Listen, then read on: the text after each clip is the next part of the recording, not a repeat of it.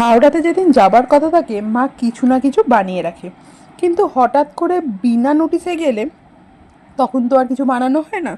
আর এদিকে প্রচণ্ড জোর খিদে পেয়ে গেছে, তার জন্য বললাম একটু পকোড়া বানাতে। পকোড়াটা কী দিয়ে বানিয়েছিল জানো?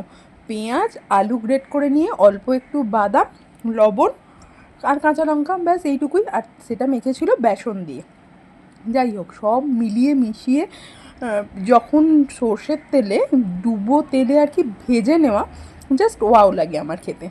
আর এটা তো এদিকে পকোড়া ভাজা চলছে, আর অন্যদিকে আমি নিয়ে নিয়েছিলাম মুড়ি। মুড়িতে দিয়ে দিয়েছি বাদাম, আর মা কিছুটা ছোলা ভিজিয়ে রেখেছিল যেটা অঙ্কুর হয়ে গিয়েছিল, তো সেইটাও মিশিয়ে নিয়েছি। আর অন্যদিকে আছে পকোড়া, আর পকোড়ার সাথে আছে কিন্তু লঙ্কা। লঙ্কাটা কিন্তু মুড়ির সাথে একদম মাস্ট, আমার চাই চাই। আর পকোড়াটা ভেঙে যখন খেলাম, পুরো গরম পকোড়াটা কিন্তু জাস্ট ওয়াও খেতে হয়েছে। তোমাদের এরকম মুড়ি তেলে ভাজা খেতে কার কার পছন্দ? আমার তো ভীষণ ফেভারিট। তোমাদের কার কার ভালো লাগে অবশ্যই জানিও। টাটা।